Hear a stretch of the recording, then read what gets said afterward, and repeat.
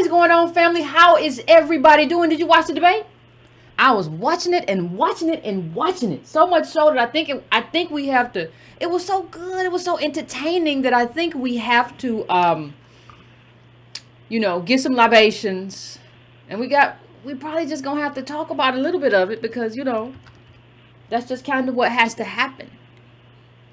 That's kind of what has to happen. I didn't expect it to be that entertaining, but everybody was feeling saucy. Everybody was like, oh, I'm going to be on this debate stage next time. You watch me, I'm going to be here. You all not going to do this to me.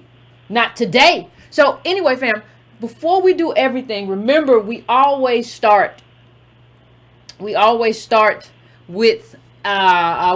we got to do stuff we do. We got to do housekeeping. So please remember tomorrow, how the Irish became white. That is tomorrow's show. We will talk about that. Please do not call in unless you have read the book.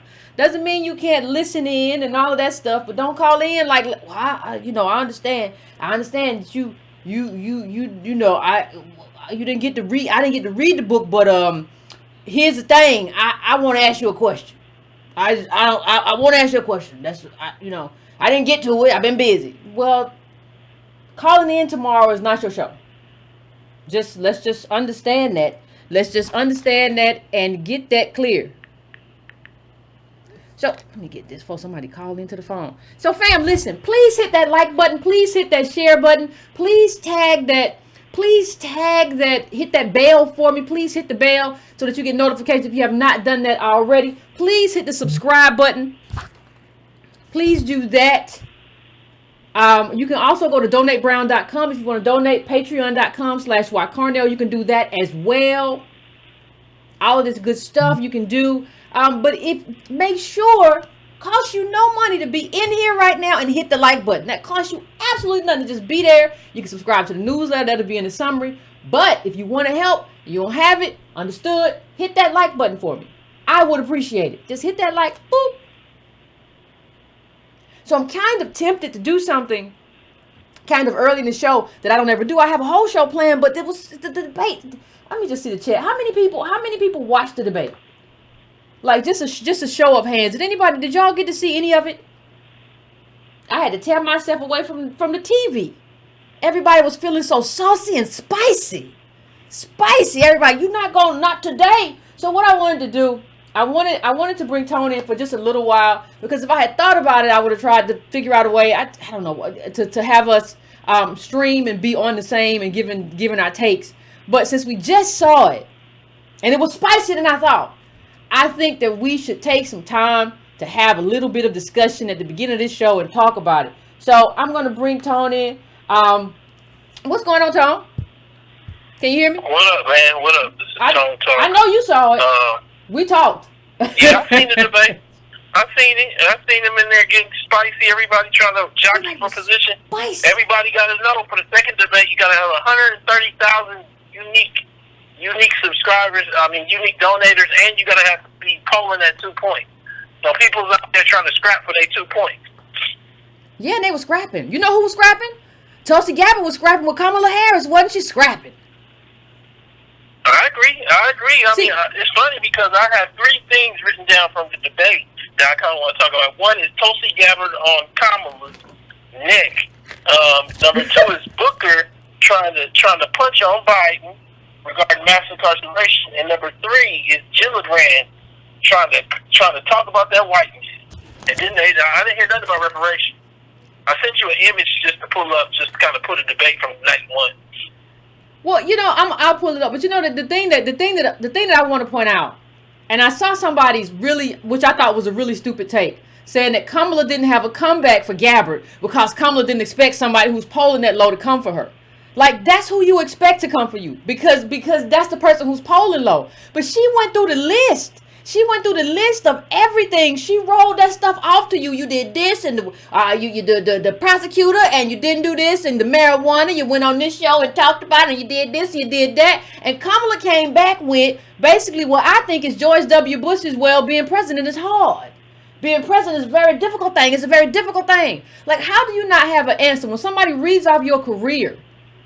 I think your job is to like defend that. Like you gotta ferociously defend that. It's like she kicked her in the head. You gotta at least do a jab punch. Like what are you doing? You just standing there in the corner like, well, it was hard. Like what'd you think about that? That like not the first exchange, because she tried to go at her one time and then Kamala just ignored it. But what do you think about that? What do you think about that second exchange where she just read off the list of everything, your whole life? She's like the ghost of Christmas past. I thought she did a great job. Her landing place was wrong for me. She should have landed on that Chauncey law, because I think that would have brought. I think that's the one thing she left out, and how that changed the entire dynamic of California. But you know, what's weird is that the moderators didn't hone down on it, given the fact that it's so. It goes back to identity politics. Had this been a white man with that kind of history of prosecution, they would not be able to escape without a scathing review of their history. But because this is a black woman, even though she's not ADOS, grounded in being Indian, she gets to run around and have one of the most, you know, moderate/conservative backgrounds on the stage, and nobody really attacks her. And I just actually commend Gabbard for actually being the sole person, because I don't even understand why Biden didn't use it. It's just, that's a resume. That's a resume. Well, that's a nice segue, though. That's a nice segue. So we can come back to Kamala, because you're exactly right. But Biden's performance tonight, because he got it from a lot. He knew he was gonna get it. But the Cory Booker was you in the Kool-Aid, and I don't know if you want to go here, and the ACLU. I hated that. Yeah, now we've been in the Kool-Aid. That ain't been a thing for a long time. Yeah, it's just so weird, because like Booker, you know, he grew up. If you look at his pictures from high school, you look at who he is today. You didn't grow up with like grounded in this black colloquialism like that, and this language, and you use this stuff to kind of like print yourself as being more black than white. And you are physically, but structurally, culturally, I don't know. From what we see, I don't agree. So you didn't need to do that. And then in addition, I think that in some ways what we see from Booker is that he doesn't know what he's running for either. It was just as much as Kamala. This is what happened. Night 2 has 2 black candidates, and we get no reparations. Understand that we got reparations on night 1 with a spiritual advisor that's a white woman. Think about what it takes to have 2 black candidates and they avoid reparations. Think about it. Yeah. No, I agree. And so you know, you look over at Booker as well, and I think that when I look over at what he said about Biden, it's nothing but the truth. You know, Biden is. I don't see how Biden is really running, other than running on our own ignorance about Obama. He made a great point of Biden in his answer, which is essentially Obama, and this is basically what you've been saying all along about what Obama represented and his problem for black folks. His defense of his whole career was that Obama chose me anyway.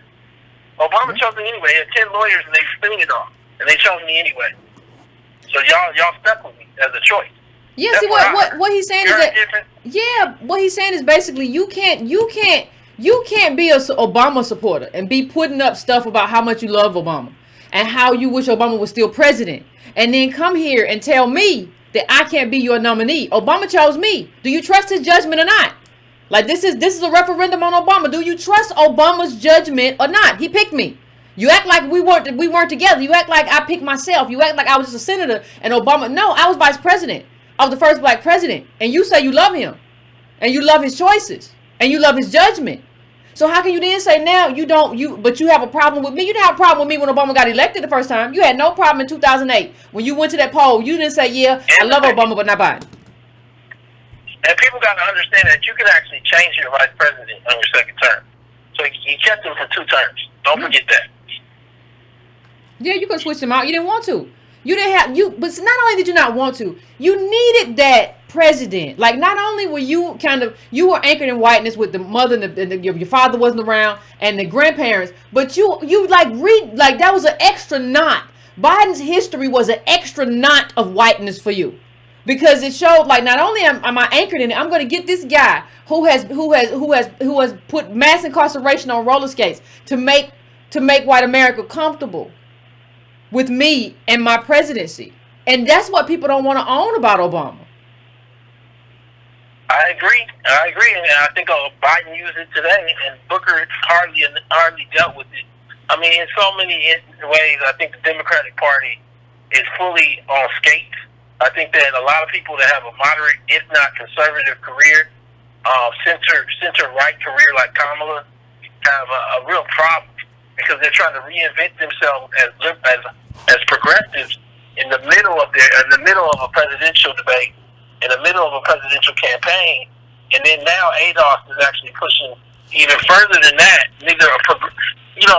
Reparations is funny because we brought it into the frame to me because of, if you're going to ask for all these liberal policies, you can't avoid reparations. But in and of itself, this is a debt. It is not welfare. It is not anything else. It is a debt. You don't get to ask what the amount is or whether. And somebody would say, well, why wasn't it asked for before now? Well, maybe because of lynching, and maybe because of threat of violence, and maybe because we didn't have the data, and maybe because they didn't have technology to actually lead to a larger discussion. But that doesn't change that it's still a debt. And now you have people who can't even deal with progressive arguments having to wrangle with race. And I don't think that they themselves have dealt with race properly throughout their own lives. That's just what I see. There's no way that I will be in that debate and you would be able to avoid reparations as a black candidate. And I don't understand how I don't know. I didn't get to watch the ends, but I'm doubting that they did the race section. I don't know how you bring reparations up with both black candidates not on stage, and then don't bring it up when they are.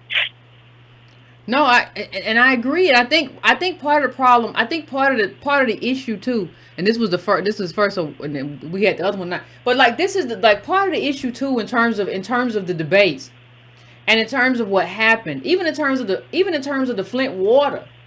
We had Gillibrand had a moment. I mean, I think it was Skittles and not M&Ms, but she had a moment where she was saying that I could speak to white privilege to white women better than you or whatever. I don't know. It was kind of like a slightly good breakout moment. It was better than Beto O'Rourke's breakout moment because Marion Williamson stole his breakout moment.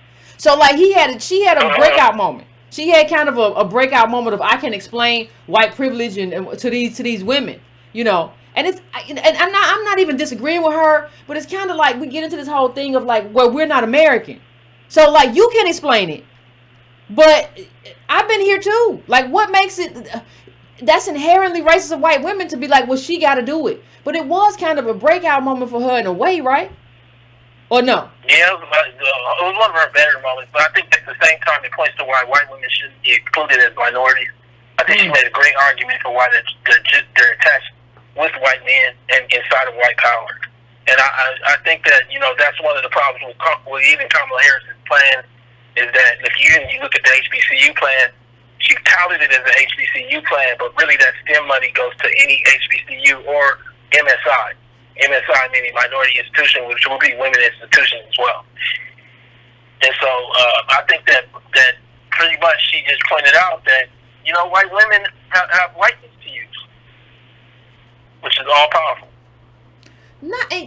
I agree with that. But the other thing is if we go back just for a minute to the Marion Williamson debate, and we go back to the first debate, and we look at that debate.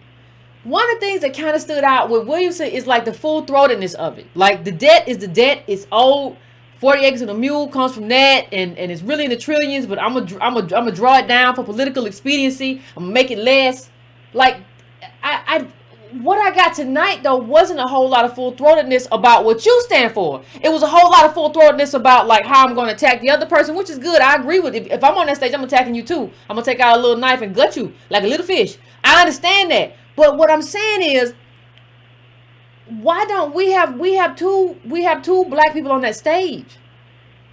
Why does it say y'all can say whatever y'all want to say? See, because the thing about the whole Marion Williamson thing, everybody wants to say now this whole thing. Well, she said that we could cure this with love, and she said this. That's not the issue right now. The issue is the cornerstone of her campaign is reparations, and the issue is whether you agree with it or not. All this other stuff you talking about is dodging, is an evasion. Do you agree with it or not? I'm not talking about her. She's not running for bishop. I don't know if y'all know that, but she's not running for bishop. She's not running to be your favorite spiritual guru. She's running for president, and that's her cornerstone. So I think people are using her background to dodge. to dodge the fact that they don't agree with reparations, but they don't want to say so. I'm just going to talk about Marianne Williamson, but I'm not going to address the cornerstone of her campaign. I'm just not. So I'm going to let you answer that, and then if you have anything else. Huh? Yeah, I sent you a second image to pull up from the Inquirer. There was an article done today from the Inquirer, and shout out to Miss Russ over there. Does great work. Philadelphia Inquirer, basically asking the question about Marianne Williamson and how she became so woke, and basically saying that it's Atos. It's Atos, it's Yvette Carnell, it's Antonio Moore, Sandy Darity. It's discussions with people who have been telling her. Because you guys have to understand that many of these videos that we've done, she's watched. I personally sent it to her. You got to understand that, and I know she watched it because she watched it before and after my show to get more informed. That's why the language sounded directly like it came from our shows. In addition, she's going to be at the ADOS conference. But the article, I really think everybody should go out and read this article, because what it actually talks about is how she became awoken and how you guys that are in this chat played a prominent role. Now, the difference between her and, say, Kamala or Corey is rather than run from the reality of what we're saying to a more moderate position, you have her accepting it. Maybe it's the reality that whether she'll really be president or not is in question. But at the end of the day, that's not our issue. Fundamentally, when you have candidates like Kamala putting forth policy that nobody can fulfill, so basically a Pell Grant program, a program to forgive $20,000 of student debt for people who are Pell Grant recipients, and also start a business and run it, which is a brick and mortar of some sort, for 3 years why would somebody who can run a business for 3 years in an underserved community actually need $20,000 in loan forgiveness? I don't even understand what you're talking about, but you don't. So we look at Kamala on Medicare, we look at Medicare for all, but it's going to have private people. You look at Kamala on HBCUs, it's HBCUs, and it's for STEM, but it's also for minority institutions. You look at Kamala on, I don't know if she's run stand for anything. So, we have this problem where now Democrats, outside of the progressives, they really don't know what they want to run for and what they stand for. Would you say that the moderate candidates are struggling? I know it's your show to ask questions, but it seems like. Well, no, that's fine. I think they all struggle. I think Biden kind of struggled tonight. I think they're all struggling. I think because the only thing they're having to push back against, the thing that Bernie did last time was show that hey, there's real energy around progressive politics in the Democratic Party. So and leftist politics in the Democratic Party. So what happens is, I think they're all struggling to just they're trying to pull the party back this way. They're trying to rein the party in a certain way. But that's not really where the energy is, it seems. So I think they're struggling. I think Biden struggled. But I think you always struggle when you have a long record too. Like Biden has a very long record, and part of that record is horrible. Or a bad record. Kamala's isn't as long, but it's awful. In terms of being a candidate in this progressive climate. I don't even know why she threw her hat in the ring.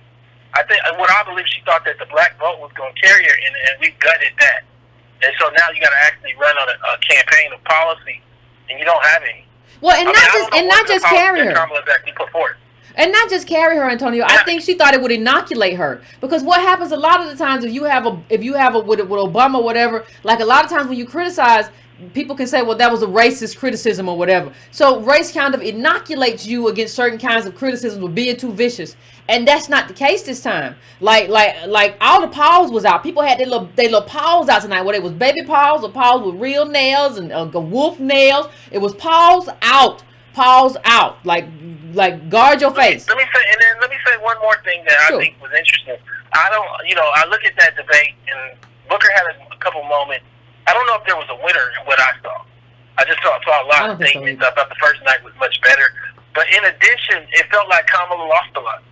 And I'm not saying she gained a lot in the first one outside of the Biden moment and looking like the adult in the room.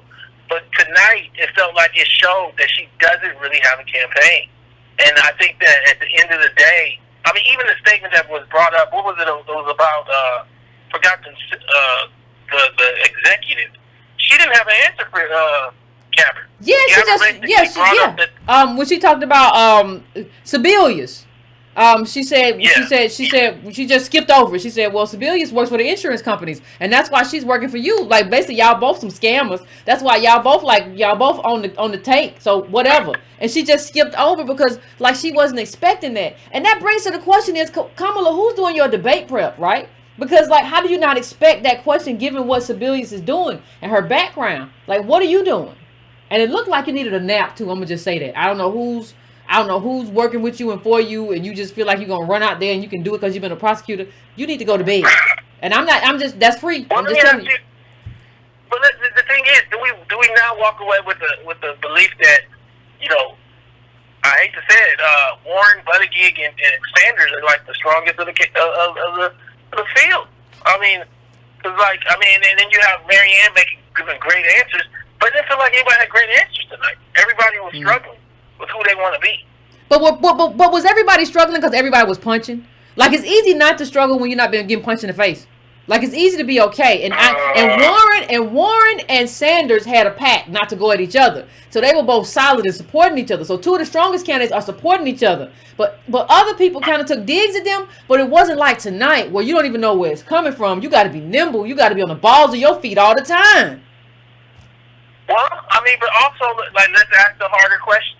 Do those candidates that night one have the, you look at it, even including Booker, it feels like night two was full of people with skeletons in their closet. Whereas night one wasn't. I mean, it's easy to, you got Biden, basically the man who basically played major role in creating the infrastructure of mass incarceration. You got Booker with all his history as mayor of Newark. You got Kamala, who's a former prosecutor and is trying to hide the fact that she led incarceration rate in California that doesn't match any of her policy today, not to mention her whole lack of a black agenda or wanting to do nothing to things for black people. I mean, that's a lot of red meat. That's a lot of red meat. I don't know if there's as much red meat like the thing you deal with Sanders and Elizabeth is how much stuff will cost, but they have the same problem. Yeah, our stuff will cost a lot. We got to tax people. It's not like they, you know what I'm saying? It's not like they necessarily had a pact not to go after bad histories or bad backgrounds. Yeah. It's saying we run on the same platform, so what's the point of going after how much this would cost? Yeah. Yeah. Yeah. We're more alike than apart. Well, yeah, that's it. You got anything else you want to tell the people, Tom? You want to tell the people what's going on Friday in your show? Well, I'm thinking of talking about the whole trip to Ghana and maybe recapping the debate a little bit as well. I did a recap today on the first night. Okay. Shout out again to Marianne Williamson for making reparations so poignant. But I also have to, surprisingly say Beto O'Rourke started off, landed in the wrong place with just saying HR 40. I don't believe HR 40 in the hands of Sheila Jackson with the Cobra people actually trying to make this about African descent reparations or whatever. I don't believe that that's the answer. It doesn't have anything inside, so nobody's actually have committed anything by saying they'll support it. But Beto O'Rourke before that was laying out, trying to actually take that moment and say what reparations and slavery was. The interesting thing that you run into, though, is if slavery is, which we all know it is, what Beto O'Rourke was saying and what Marianne Williams was saying, how is it not right next to climate change and healthcare? It's how is it not before the border? So it should be like climate change, healthcare, reparations. And for us, it should be reparations first. Yeah. But nationally, it should be like climate change, healthcare, reparations, and then this border stuff. Oh yeah, we got to talk about that. We're gonna do a Marshall Plan for Honduras. Oh, that was absolutely crazy. I've heard that before. He said it back in February, I think, or March. That was Julian Castro's whole thing about a march. I mean, let me say this: it falls in line. Actually, let's not be remiss to say it doesn't fall in. That people have always attacked. Well, not people have tried to attack you on some of immigration policy, not knowing that you also said that those countries actually need to be treated better for the better or worse of it. Yeah. But that's not before reparations. Yeah, reparations first. And even then, I'm not doing a Marshall Plan. We can talk about aid, but a Marshall Plan. When you talk about the Marshall Plan, you're talking about basically kind of trying to build a country from the ground up. I'm in favor of us pulling out of countries in terms of us destabilizing countries and to rebuild and undo the damage that we did as imperialists. But like a Marshall Plan, like when you were in Flint, like you were in Detroit, but when you were in where they had Flint, and I didn't even remember that dude. I don't even know what's going on with my politics. I didn't even remember he was in the Obama administration of housing and all that stuff when Flint happened. Like I didn't even remember that. Like for you to say we're going to do a Marshall Plan. How are you bringing up? Yeah, how are you bringing up a Marshall Plan before Loudoun County? I mean, the interesting part is you have a debate. Nobody mentions Loudoun County, and we have the UN actually go there and say it's the worst they've ever seen in the first world. But you're talking about a full Marshall Plan somewhere else. None of it made sense. I think that, when we come back to the larger scale thing, I don't know if any of these people can beat Trump. Probably the closest might be a Bernie or Elizabeth. I don't think any of these people in this night too. I just don't see it. They got too many holes. What do you think? No, I always look at it like this. Like Kamala didn't look, and if she looked good, I would just be honest and say she looked really good tonight. Right? I would just be honest about it. You said it night one. Yeah. I got to her attack on Biden. I mean, not night one, debate one. Yeah, I would be honest about it. But on that stage tonight, I saw a woman who couldn't take a punch, and I'm speaking. I'm not speaking literally, of course, but there's nothing Trump does but punch or fight dirty. Like if you can't take like Tulsi Gabbard over here slinging at you, and you look very uncomfortable. I don't know what you do on the stage with Trump because he don't pull no cards. He don't care. Like, what do you do if Tulsi Gabbard is just bringing up your record? She ain't said nothing new or nothing that you shouldn't have an answer to already. If you can't deal with her, how you going to deal with Trump? Like, I think the people who are, whether we talk about not, who are best probably at dealing with Trump, maybe we saw them the first debate. Because I didn't see a lot of people hear this debate that I thought, like, yeah, they can take out Trump. I did not think that because he's not a regular player. He's just a street fighter. He's not going to get in there and play by the rules and, well, this is not allowed. It's boxing. That's not what he do. This is not boxing. It's MMA. Like, what are you going to do? Yeah, especially when you have a bad background, a lot of skeletons. I really think that what Kamala's going into as a buzzsaw is her policies don't make sense. Like, everything is just kind of like, because everything is kind of like everything at once or nothing at all. So when I say that, I mean the Medicare plan isn't really Medicare for all. Like you can keep your insurance, private care, same time. It's just, and then her business plan for Black people is like basically you got to be a millionaire to actually be able to actually get the $20,000. And then her HBCU plans for anybody and everybody who's a minority. Well, it's like she doesn't have any kind of. Well, not only that, Tom. I really don't even, not only that, Tom. What I'm going to talk about in a second, and what we have to deal with, is not just that. See what I look at when I see Kamala's plan is, and I just put up on the screen. Parents are giving up custody of their kids to get need-based college financial aid. So what you look at when Kamala's plan, it's easy to game the system. It's easy for somebody who has access. A white person who has access to people, to capital, to people who can create, all kinds of things. Say this is a business and do stuff to like get finance. It's easy to game that stuff that she came up with. That's easy to game. I would actually go a step further. I think the secondary level is. See, what's happening also is that white people don't got to go to prison. They build prison for Black men first, and then it scales down to other people. So, like, even when they catch you doing something like, because, like, these people at USC that got the fraud, they just did mail fraud, check fraud. I'm talking about stuff that's 10 years of prison. So, like, if you get caught as a Black person helping somebody vote, like your grandma, or you get caught as a Black person sending your kid to the wrong school, they give you the longest sentence on the book. But then if this person gets caught doing something that actually is theft of thousands of dollars, tens of thousands of dollars, all of a sudden it's just like we're going to give you like probation. And it's funny because even Rachel Dolezal benefited from that when we saw the welfare case. Like it was just, it's just all kind of like ways that whiteness shows up before we even get to Skittles and a hoodie. And I think that allows you to commit more crime. You know that if the crime gets committed, you can make some phone calls, and then you ain't gonna get really hit. That's what happened with the girl who, the UFC mother, that's the actress. She didn't take the deal because she felt like she gonna get a deal, better deal from the judge. Somehow she knows something that we don't know. You right, Tone. You ain't lied. Man. You ain't lied yet. Well, yeah, man. Well, you got anything else you want to say to the people before you go? About the debate or anything else? I don't want to hold the show. I just want to say keep up the vigilant work to the ADOS people. I think it was a powerful moment. I know a lot of y'all want to see reparations done today, but you got to understand, just in January, I remember a year ago, the people were asking us for what is the solution. Now we have provided the pathway and what the solution looks like, and people are saying, well, give me the solution. Well, we can't give you the solution with 55,000 subscribers and 65,000 subscribers. There's 42 million black people out here. Why are your brothers, your sisters, why is your family not supporting Breaking Brown, Tone Talk, along with other YouTubers like Tariq Nasheed and the like, and doing the work to actually share, to make their lives about politics over entertainment?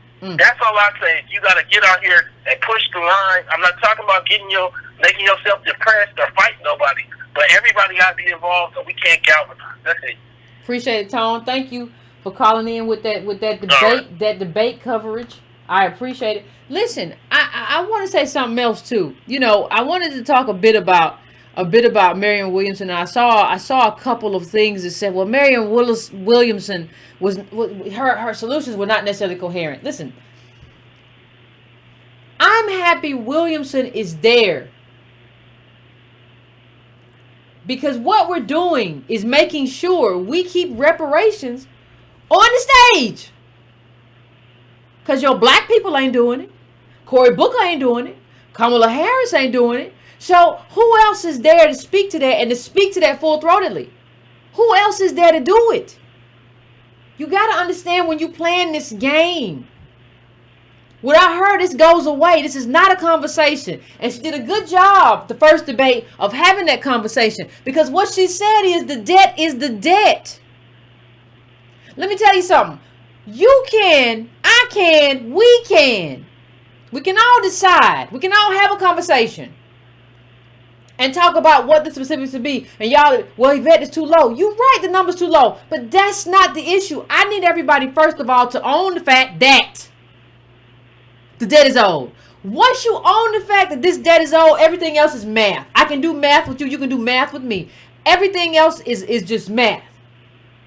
But I need you to own it. I need America to have like a moral compass. I need America to understand what America is and what America has wrought and what America has done to us and what is owed because of that.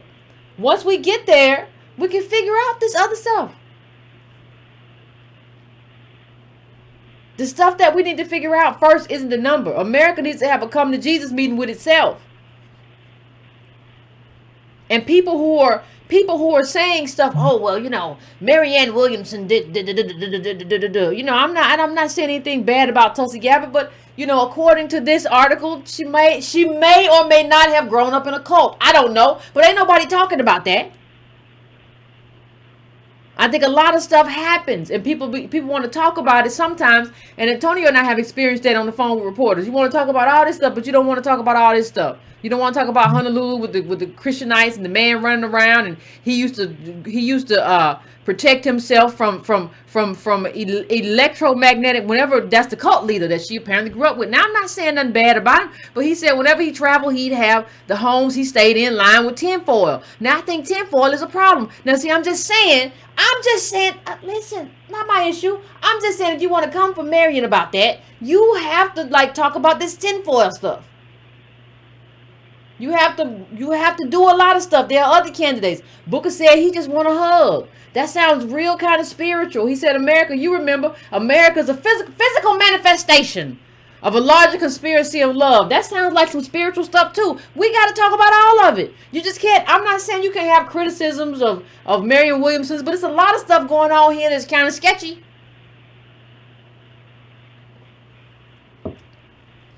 It's a lot of stuff going on that's not talked about. So I just want to say that in defense of Williams, so people are like, well, she just did. No, it's a lot of weird stuff going on that y'all just don't pay attention to. I read the articles. And when you talk about, well, Yvette, why does this have to be central? You understand? Why does this have to be central to what we're doing? It doesn't have to be, reparations. It doesn't have to be, well, because people are stealing from us. And people are stealing from us because it's easy to steal from us. Huh? What do you mean? Well, let's just say this. Let me just say this. I'll get to the page. I'm not going to handle this today. Maybe I'll handle this another day. I got a lot of pages. The article that I brought up a while ago, just a second ago, parents are giving up custody of their kids to get need-based college financial aid. These are affluent families, meaning they're not us, who are basically giving up their kids to guardians so that the kids can file then as independent of their parents and get scholarships and grants. So they don't have to count their parents' money. They had kids living in $1 million homes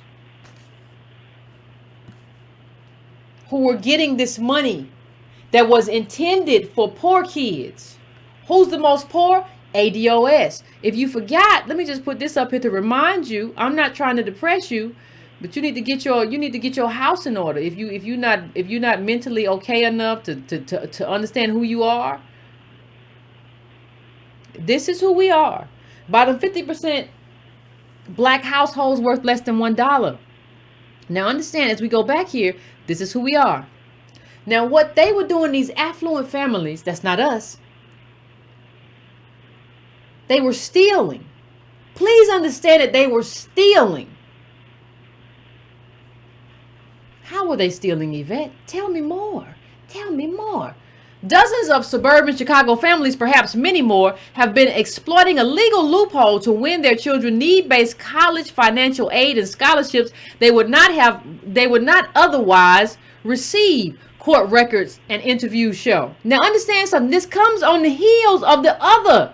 This comes on the heels of this other, what the parents were saying their kids was rowing and soccer and all this stuff. They was lying about their kids. They was in cahoots with the coaches of these colleges to get their kids into these wonderful institutions.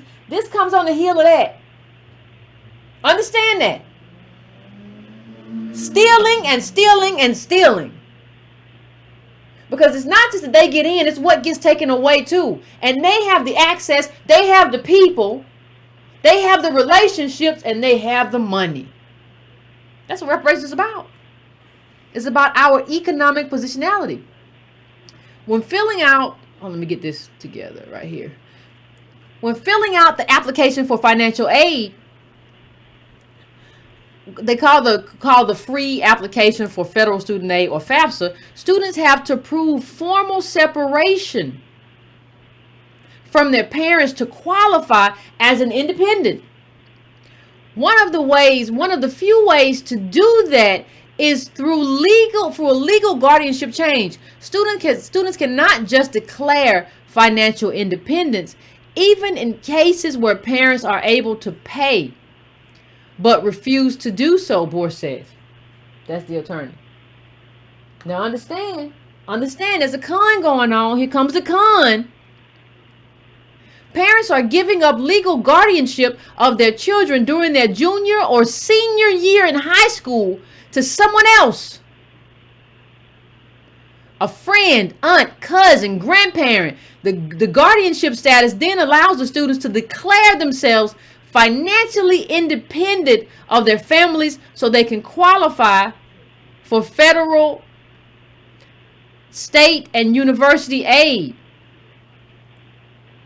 Please understand as we talk about this, that what you're watching is theft. Because resources are not finite. So if they're getting aid that they shouldn't be getting, who do you think that aid is taken away from? I'm just asking. See, let me tell you something before we go on. This is why class-based solutions don't work for us. Because y'all are all white. So you can make yourself look like a poor white person. We have to replace these class-based solutions for us. I'm not talking about what you do in terms of the country. That's your business. Mind your business, do your business, do whatever you gotta do. That's on you. What I'm talking about,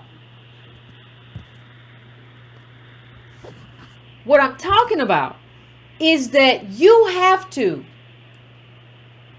we have to have a lineage-based system. Because what we got now, we got legacy-based. So that means if you were rich and you went to Harvard and your granddad went to Harvard, your child may have a chance. That just solidifies income inequality. And it is in opposition to meritocracy. No, see, and we can't have class-based stuff because class-based stuff for us doesn't work. Because what they're doing is making themselves look poor when they're not poor. Now, you can make yourself look poor. You cannot make yourself look ADOS, though. Because we got a whole solution about that, and the grandparents, and you got black. There's a whole thing here. So you can make yourself look one way. You cannot do that. See, the Connie is saying, well, it's minority, and it's poverty, and it's all this stuff. That makes it easy to game the system. That's not good enough. Listen to this. Wealthy families are manipulating the financial aid process to be eligible for financial aid they would not otherwise be eligible for. They are taking away opportunities from families that really need it. Shocker. While the university has discretion over offering institutional aid, it is obligated to distribute the federal and state grants for needy students, known as the Pell Grant and the State Monetary Award Program, or MAP, grant for Illinois. Board said, combined they can total about $11,000 a year. Now listen to this. In Illinois, last year, about 82,000 students who were eligible for the MAP grant, up to about 5,000, did not receive it because there wasn't enough money. The grant is awarded on a first come, first served basis. These people are stealing, and class-based politics makes it easy to steal. Because you can game the system. Go get an attorney.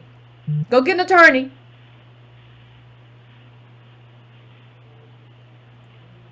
This is what Kamala does, right? Pell Grant recipients. So she's trying to give, hey, they Pell Grant recipients, so they game the system.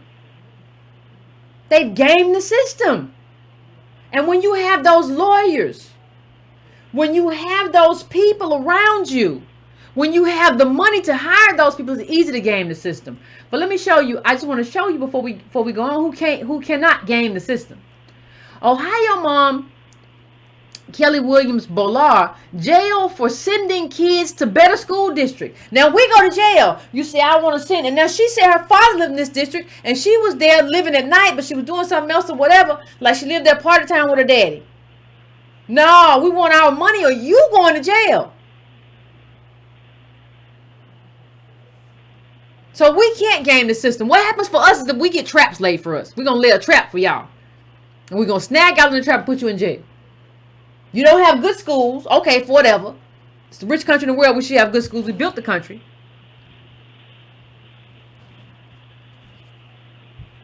But we don't have that. So we try to put our kids in a good school and we go to jail. Now, none of those people who were linked. I have not seen a mugshot. I have not seen one mugshot for the people who were scamming with the coaches and paying the coaches off. Nothing. But she got a mugshot.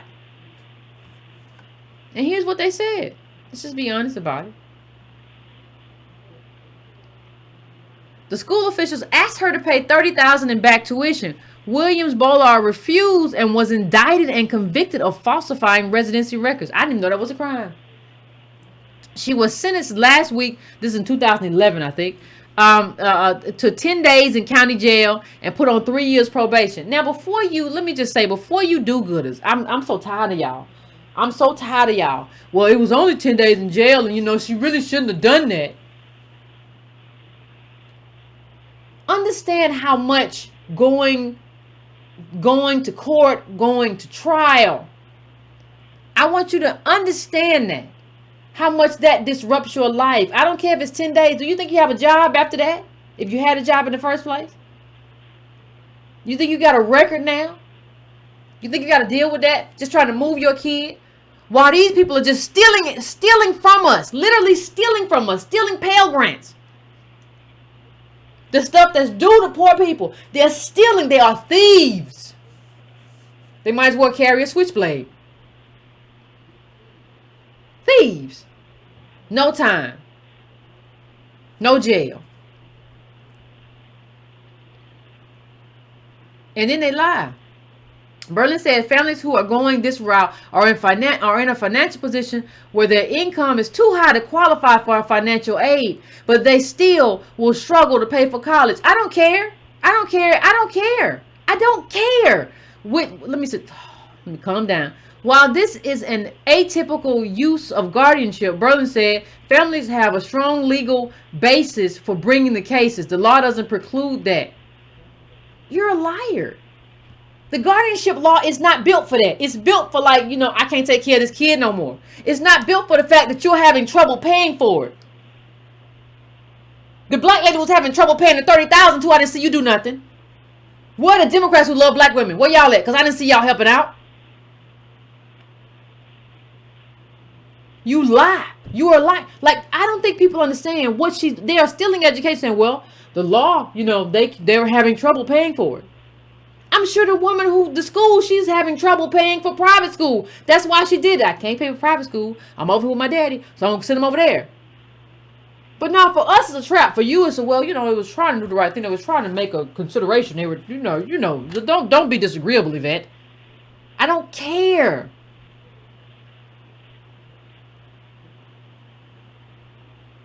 Let me see. While her children are no longer attending the school, officials say she was cheating because her daughters received a quality education without paying the fund for it. So they received. Now, we should have in America a quality education regardless. Those dollars need to stay home with our students, old thug said. And the same thing with this woman. Now, let me say something. Before we get into this woman's, people say, well, she had a drug charge too, in terms of, in addition to putting her kid in school. Listen, don't talk to me about drugs. I don't want to hear nothing about drugs. We had Joe Biden's son said he tried to smoke crack out of a cigarette. When we have a president, when the front runner of the Democratic Party, the person who's poised to become the nominee says when his son goes to New York and say he tried to smoke crack out of a cigarette, you can't say nothing else to me about drugs. Just let drugs go. Just don't talk about that no more to me. She was in Connecticut. The Connecticut mom was arrested and charged with first-degree larceny for enrolling her then 5-year-old son, Andrew, in a school in neighboring Norwalk. McDowell at the time said she and her son were able to sleep at an apartment in Bridgeport at night, but during the day had to leave and lived in her van and at shelters. That's okay. We're going to put you in jail anyway. A police source who worked on McDowell's drug case told Refinery 29 once she was picked up for dealing drugs to an undercover officer again after her arrest for the school larceny, she lost a lot of community support. See, that's the thing. She lost community support. But, everybody is expecting me to be very, oh my God, the poor Biden boy. Oh, Hunter. Poor Hunter. I'm supposed to feel bad for him, and he's had his struggles. Crack out of a cigarette. You didn't even say this obviously ain't for me. Like they done gave me stuff I don't deal with. I don't do that. I only do cocaine. You tried to do it. I'm gonna try to smoke it and see if it make me high. I don't know what I'm doing. I'm gonna figure it out. Maybe I can find a YouTube video. But she loses community support. You're in a New Yorker. Talking about your daddy. But she loses community support. And here's what she had to say. Who would have thought that wanting a good education for my son would have put me in this predicament? America. America would have thought. So we are. See, the thing is, that's why I'm not in favor of, one of the things that I talk about is, I'm not in favor of, getting rid of jails. I'm in favor of putting more people who should be in jail in jail. And when I say that, people are like, we talking about black people? No, those of us who should be in jail and a lot of us who shouldn't are already there. But what about these people? Why are you not locked up? Why is Joe Biden's son not in jail for crack possession? How? By what right? This is a problem. This is a problem. I don't think people understand how much of a problem it is to get charged with something like this and have to deal with something like this. And we had it again here. Everybody's paying for stuff. You had Jared Kushner done paid for himself to get into his daddy done paid for him to get into Harvard. Now we can't pay to get into nothing. It reported that New Jersey real estate developer Charles Kushner had pledged $2.5 million to Harvard University in 1998, not long before his son Jared was admitted to the prestigious Ivy League school. At the time, Harvard accepted about 1 of every 9 applicants. Nowadays, it only accepts 1 out of every 20. There was no way anybody in the administration office of the school thought he would on the merits get into Harvard. A former official at the Frisch school in whatever child said his GPA did not warrant it. His SAT scores did not warrant it. We thought for sure there was no way this was going to happen. Then lo and behold, Jared was accepted. It was a little bit disappointing because there were at the time other kids we thought should really get in on the merits, and they did not. You know what you call that? You call that theft. You call that theft. They're stealing. And it's not just, we tend to think that everything's infinite. Well, he can do that, whatever. I'm going to get mine anyway. No, he got yours and a bunch of other people's too. He got everybody's opportunity stacked up on his mediocre head. How you like me now? There are not opportunities like that to where somebody can just grab up 1,000. So who didn't get into Harvard? And these people who got the Pell Grants that your kid or a Chicago kid could have got. First come, first serve and all that stuff. And the MAP grant, all that stuff. So we miss out because they're stealing and then they don't go to jail. You know what they do? They go home and create a new scam. Because they got the attorneys and they got the money, and that's the currency for it all. So I just wanted to say that we're almost at the hour mark because we talked about the debate. So I wanted to bring that in and just bring that in terms of why what we're talking about is important. Oh, I'm not feeling well. But what we're talking about is important. Like, this is why. Like, you always have to keep that in the forefront of your mind so you don't get distracted. This is why. Everybody's stealing from us. We need lineage-based needs to replace legacy-based admissions in colleges. No doubt about it. How are we not advocating for that? When you talk about class, what you have is wealthy people who are in a position to make themselves look poor. That's why it has to be lineage. Or we get conned. That's a problem. So fam, give me a couple minutes. I'm going to set up everything and I will be back and we will have the conversation.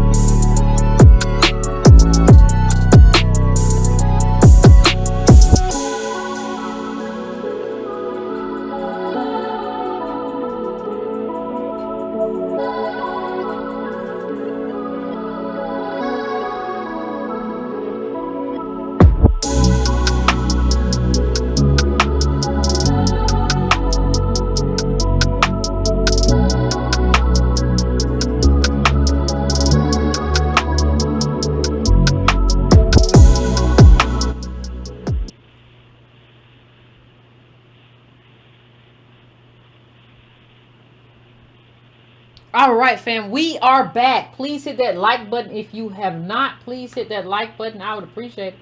I don't ask for much in this life. Anyway, fam, we are going to the calls. I want to hear what you say about the debates and about the scandal. The debates, if you watched tonight, I want to hear about that. The scandal of the people passing over guardianship to steal money. I want to hear about that. So I am going to the first call. I am going to 424. 424, what's your name? Where you calling from? What's on your mind? Hi, Yvette. This is Kim from Vegas. How are you? Pretty good. How are you? I'm fine. I'm so glad to get in. I can't get in anymore, so that's good. That means your show is really, really popping. Because I've been watching you for a long time. Awesome. But yeah, I did watch most of the debates, and it's kind of funny because you had mentioned something recently how they could be one could be Republican, one could be Democrats, but when they get up together, they're like old friends. And that's kind of how I was thinking when I saw the debates, like one is getting in the other space, but then I kept thinking, after like tomorrow, they're going to like just be, talking it up. And it's like, is this just for show? Is this just for us? So, but I did kind of chuckle because it was so funny when each person was kind of getting in the other in the other space, like the chick from Hawaii, like she was really getting into Harris's space, and I thought that was kind of funny because I was like, yeah, I want everybody to get theirs, you know what I mean? I want everybody to get called out on their stuff. So I kind of thought it was amusing. But two things I want to say, I talk to people all the time, and my fear is that they are just going to go with what they know. Like in the hair salon, I get berated and teased and just called out. They say I'm a Trump supporter, and I've gotten into like heated discussions where two women will get into my face twice when I'm trying to tell them about ADOS, and the Democrats are just taking us for granted, and they just they clown me, and they say things like, we're never going to get reparations, or they've been talking about reparations since the beginning of time, and all kinds of crazy stuff. So I was talking to one of them today, and I was like, well, who are you speaking about voting for? And they were like, Biden. And it just blows my mind, it just blows my mind. So my concern is that people are going to just go for the familiar and not take it serious what we're trying to say. Yeah. And then my last thing is my precious son, who's college age, who does listen to you. He's like, well, I think I'm going to go for Bernie, and I'm like, haven't you been listening to Yvette all this time? And he's like, well, at least Bernie is, at least Bernie is honest, because I keep telling him, well, what about his stance on reparations, how he came out early, and he's like, well, at least he's honest, Mom. At least he's honest. So I don't know if you want to say something to my precious. Let me just say, no, I'm not mad at you. I'm not mad at your son. All I have to say. I'm not mad at your son. Your son's young, and at least he's involved in politics. That's better than most at a young age. Like, at least he's involved in politics at a young age. I think I think that's a really big deal. And I think you should pat yourself on the back for having a son who's involved in politics. We can deal with his stance later, but like as a young person to be at this point looking at the candidates critically, I think we're gonna work on it. We can work on him in terms of our specific needs. We can work on him, but like he's there. He's in politics. That's more than most people can say. I don't think people understand that. That's more than most people. And I think you have to understand. Don't get in the fight abuse alone. You have to understand that like the people that you're talking to don't understand politics, and you tried. Now, what that means is that these people don't get to come back later and ask you, well, you work for so-and-so, and I really need help. No, I'm not helping nothing. I'm not helping nothing because I tried to get collective help, and I tried to recruit you into a movement that was going to provide collective help. You didn't want to do it. So now you're on your own. You want to do your individual thing. You want to do your Biden thing. Go tell Biden to pay your light bill. Go tell Biden to get your son out of jail. You believe in him. You do that. I think we have to. If these people pick Biden, now we're not doing it. That's not us. If they pick him and decide they want him, You got to live that. And we have to, in our minds, get okay with letting people live the consequence of their decisions. People are making bad decisions, and we have to get okay with letting them live the consequence of their bad decisions. I owe you nothing because I told you we were a tribe. We had to work together and work together for reparations, so we're never going to get blah, blah, blah, blah, blah, blah. Well, you figure your stuff out now. Leave me alone. Don't call my phone no more. Don't you call my phone. Don't you hit my number ever. About nothing, some money or something. Well, I need this. We friend. No, not like that. No, we supposed to be tribes, but you don't want to be a tribe. So now fly, Claire, fly. Right. Well, thank you. I appreciate it. I was definitely going to let them listen to this tape, the next time I go to the salon, because I lost my voice the first time I had a heated argument with them, and I'm outnumbered all the time. They gang up on me, and they tell me that I'm the one that's, crazy and nonsensical and all this other stuff. So, anyway, so I just wanted to say that I appreciate your show and everything that you do. No, thank you. And I plan to be there at the conference in October. Absolutely. I appreciate it. Look forward to seeing you. Listen, don't you get yourself all upset with these crazy people in these salons and barbershops. They don't know nothing. Like, ask somebody, well, what's the last political book you read? We read books all the time on Breaking Brown Live. What's the last political book you read?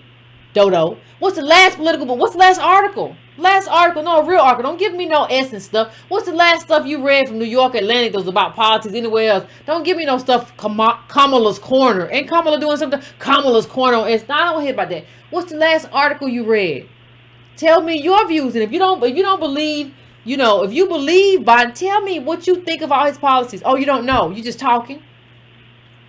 Okay. We don't really have much to talk about. You ain't gotta keep talking to me. Just stay yourself out of my ear. Just do my hair. And if you make my hair fall out, I'm gonna sue you. But just do that. I don't need nothing else from you.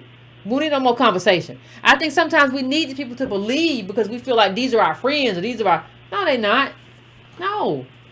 They don't want to be a tribe. They want to be individuals and feel comfortable voting for Obama's VP. But I need you to live the consequence of that. I have nothing for you. I have nothing at all. I don't have nothing. Because you basically told me, you called me a Trump supporter, and you're not a member of my tribe. But in there, you said that you basically excluded yourself.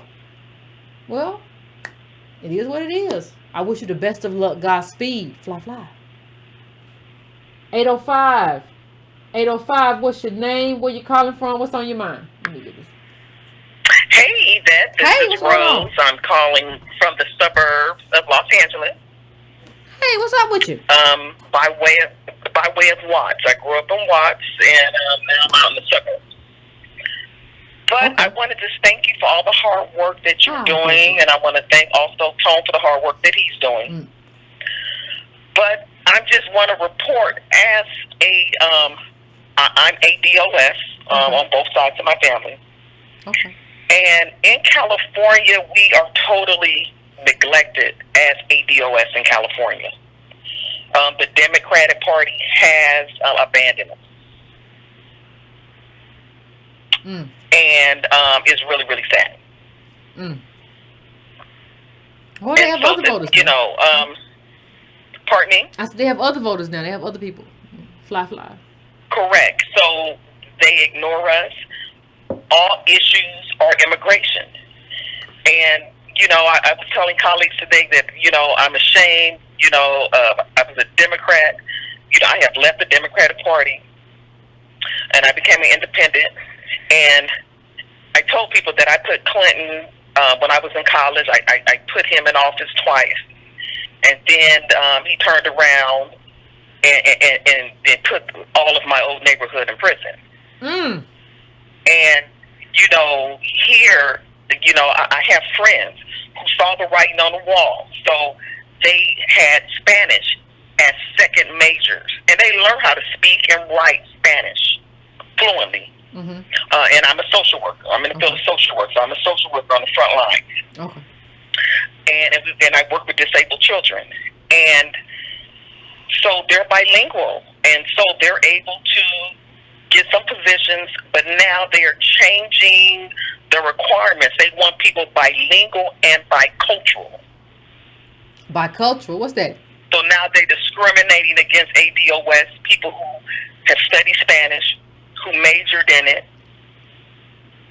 and now they're saying, well, you can speak Spanish, you have a degree in it, you can write it better than a person who is their primary language, but now we want you to be bicultural, and they're pinning that on applications. What is bicultural? What is bicultural? What is bicultural from American? What is bicultural? What does that mean? They are saying that we don't care if you have a PhD in Spanish, you must be a Latino to get this job. They're discriminating against us in California. Well, all right. We are being pushed out of all the historical ADOS communities in California, and it's really, really sad. I believe that my children may have to leave this state to even be able to get employment once they're adults. Now, I want to talk about the issue of parents cheating. Okay. You know, I'm a social worker, and my husband works in construction. Okay. And so in California, you know, Yvette, because California is a different type of state, you can both have a combined income of over $100,000 and still be poor. Still live from paycheck to paycheck. Still don't even have a savings. I have thought about giving up custody of my children so they can get a college education. I have thought about when they get older, because I am ADOS, I am a social worker, I work every day, but I cannot afford. Yeah, but you ain't. But you're not these children. People. These people were living in $2 million homes. Oh, I know that. Yeah. Listen, the wealthy, they're doing it, and we know that they got caught out here doing it. You know, but I'm saying as ADOS, I have thought about that. The reality, I cannot afford to put my kids to university. They're going to catch you, though. They're going to pull you up by your legs. They're going to pull you up by your pinky toe and hang you in front of the courthouse. They're going to catch you. That's what I'm saying. So I can't play. Well, I already know what they do to ADOS, so I know we can't play those games the way they can play those games. But I'm saying I've thought about, well, can I give up custody of my children so they can get a college education? Because we're limited in the jobs that we can get in California because for those of us who do not speak Spanish, you don't know how many people I know that we've been discriminated against. And we've been here for 400 years. Yeah. Well, that's the thing. And you give me a great segue, Carla. You know, how the Irish became white. We're going to talk about that, too. In terms of being here and being discriminated against by people who just got here. And being bottom caste by people who just walked in the door. And, like, what that means. Yes, so we're going to have that conversation, too. But, yeah, no, I agree with you. I understand. Like, you know, we do it. We go to jail. Like, no, whatever, Negro. Explain it to me when you get behind bars. But for them, it's like, well, you know, it's a loophole, and it's kind of right, and maybe not all the way wrong. Why you got to be like that? So, I appreciate you calling in, Carla. I just hope ADOS starts voting in their own interest, period. Yeah. I think we have to. We don't have a choice. I think, thank you, Carla. I appreciate it. What has to happen, you know, for so long, what we've done as ADOS is we've kind of, I don't know how to say it, but we've kind of said, well, we're not necessarily going to vote in our own interest. We'll vote in, this is better than the GOP or whatever. And we will be kind of moderate, or we will kind of temper what we need for the sake of the party. And I think where we are now is the realization that that didn't work. And not only that it didn't work, that it will never work. And what we need and what we deserve, especially from this party, what we deserve is transformative politics. Not this little moderate kind of thing where I tick a little bit forward. No. We need the real thing. And if you're not going to do that, why am I here? Because I'm still going to be a bottom caste living this life that you will never live. Biden had a real good life.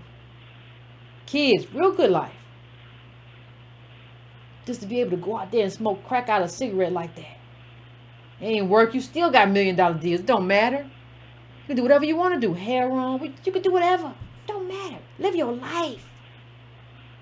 So anyway, I'm going to 215. What's your name? Where you calling from? What's on your mind? Hello? What's going on? Yeah? Yes. Yes. Oh, hey, how you doing? Pretty good. How about you? My name is JT. I'm calling from Philadelphia. Okay. What's on your mind? All right. Well, I didn't see the debate tonight because I had just gotten off of work. recently, but I did see the one last night. And I do gotta say, I do love the fact that Marianne Williamson is there, because it seems as though the other candidates, especially the other black candidates, are just not in our favor. I live in the city of Philadelphia, and in this city, it's very difficult with black people because we all don't stick together and we're not on the same page. Like, we call them old heads. So people my mom's age, like, I want to say like 54, 55 years old, are stuck in their own ways. They have got to stop staying in their own way and break out of that, because Joe Biden should not be the front runner. He shouldn't even be there. But what if they don't? My question to you, cause what if they don't? What if they don't? Cut down your background a little bit for me. I said cut down your background a little bit for me. I'm hearing myself. Oh, I'm sorry. Can you hear me now? Yeah, I can hear you. I'm saying, what if they don't? Okay. See, we have to have a plan. What if they don't? What if they say, screw you Gen Xers, screw you millennials, and the thing that comes before millennials? I don't know what y'all are. But what if they say, no, we want Biden, we don't want to deal with y'all? If they don't, what do we do?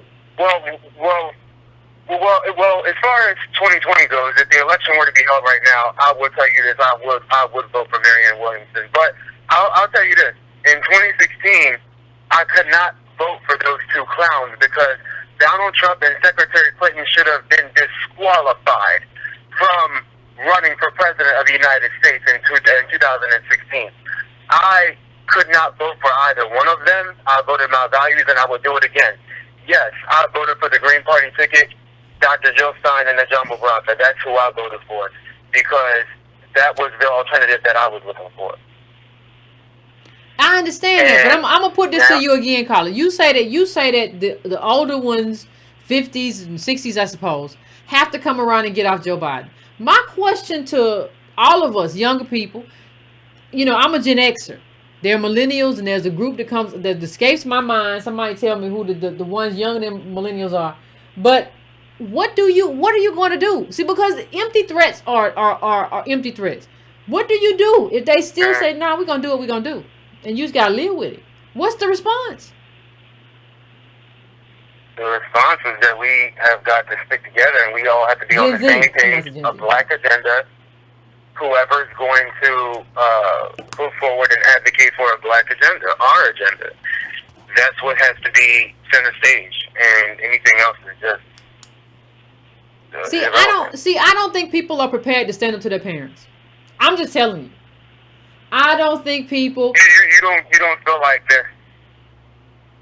You said you don't feel like people are strong enough to stand up to their parents. I don't think. No, I think people when the parents say, no, you don't know Joe Biden and he's a good guy and whatever. I don't think you talk to. I think a lot of people might come on this show and say something strong, but when your mama come in the room or your daddy come in the room and say, I'm a Joe Biden, you be like, well, he got a right to his opinion. I think the lady who called in stood up to him. I think she stands up to him, who at the beauty salon. But I don't think we stand up to people. Like, nobody has a problem standing up to, they said it's Gen Z. Nobody has a problem standing up to Gen Z. Well, you ought to just go work at the Taco Bell. Older people have no problem standing up to Gen Z. No problem standing up to millennials. No problem standing up to any of us and saying, well, you just didn't do it right. But when it comes time to be like, older people stole everything. You stole everything. You got your health care. You got your Social Security, and you left us with nothing. Like, nobody, and you didn't do no politics. We don't really want to say, like, you really kind of, what did you do? And ask them individually when they say, I didn't really do nothing. I was at the house. I got a Harley. We don't really say, well, like, you kind of failed. You failed. And I'm not saying in a mean way. I'm just saying we kind of talk tough, but we don't want to call people out. And I think there's this meekness among us that's a problem. I know the meek shall inherit the earth, but it's not that way. It's not the way that we going right now. Like, we have to be willing to say, like, listen, if y'all want to fight me and say no reparations, then if we're gonna take it out of the budget, then what about your Social Security? Let's talk about it. So I'm not fighting for you to have Social Security if like you're not fighting for reparations, you're not fighting for everything that I need in this moment. The black agenda that I need in this moment, you don't want to fight for. But you want me to fight, oh, I need my check every month. Oh, no. We gon' no. We got to be a collective fight. It can't be just a fight for you. Where you get to be okay. It has to be a fight for all of us. I'm 30 years old right now, so when I become of age to be able to receive those benefits are not even going to, those services, those benefits are not even going to be there. Yep. And it's sad. It's really sad. And we're paying into it. My fiance and I, we're paying into it. We pay into everything, the Medicare, unemployment, and everything. And then when you try to get these services, you can't even get them. You get shut down. And then the old heads, like my mom's generation, you want us millennials, people my age, us ADOS, you want us to vote. Yet, you don't want to hear our voice. There you go. That's we're going to end on that, Colin. Okay. No, we're going to end on that. We're going to end on that. Ain't no need to talk no more. I appreciate you calling in.